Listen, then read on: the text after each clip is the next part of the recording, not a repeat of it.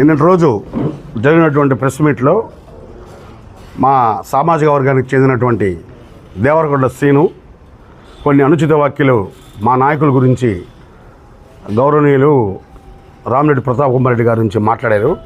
దాని గురించి కొన్ని విషయాలు చెప్తాను.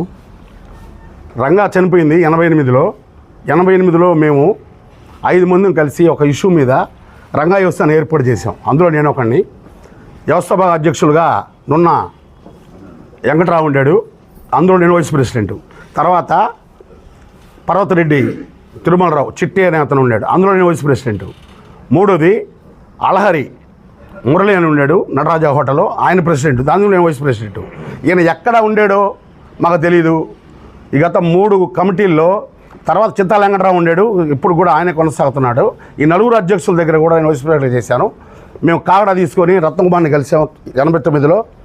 ఇన్ని కార్యక్రమాలు జరుగుతున్నా కూడా రంగా చూస్తున్నా ఆయన ఎక్కడ కూడా మాకు కనపడలా. అసలు ఈ ఊరా ఏ ఊరో తెలియదు.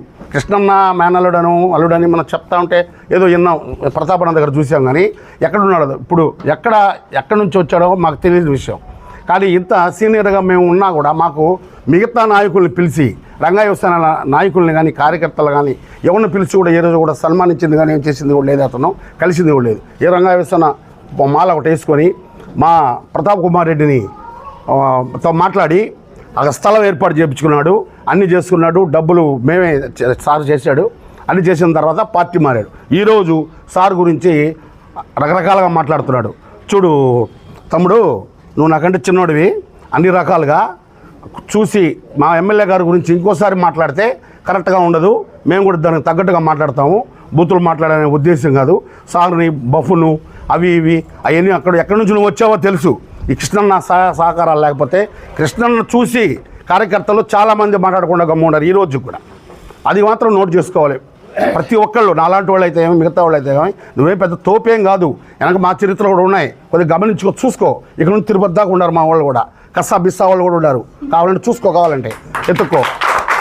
బెల్ట్ మురళి ఉన్నాడు తిరుపతిలో, కమలాకర్ రెడ్డి దగ్గర ఉంటారు మా మేనమామ కొడుకులు, 2 మేనమామలో 8 మంది కొడుకులు వాళ్ళు. చూడండి, అది కూడా చెప్పాలంటే సీనుకు మాత్రమే చెప్తున్నా మేము ఎక్కడి నుంచి వచ్చామనే దాని గురించి. మేము కూడా గట్టి వాళ్ళమే, కానీ పెట్టుకోవద్దు. మా సార్తో పెట్టుకోవద్దు. మా సార్తో పెట్టుకుంటే మేము వస్తాం, సార్తో కూడా అవసరం లేదు. అది ముఖ్యంగా నేను చెప్పదలుచుకున్న హెచ్చరిక. అది సీను క్లబ్ ఉంది, అందులో నీకు ఎంతమంది తెలుసు? బిగ్ హిస్టరీ తెలుసా? తోట నాగేశ్వరరావు తెలుసా? ఎలికా మల్లికార్జున తెలుసా? ఇక పూర్ణ అంటే వాళ్ళ మీద నువ్వు దాడి చేసావు, నువ్వు పెద్ద తోపు కదా ఇక్కడ చేసావు, దామచుటోళ్ళ మీద పోయావు.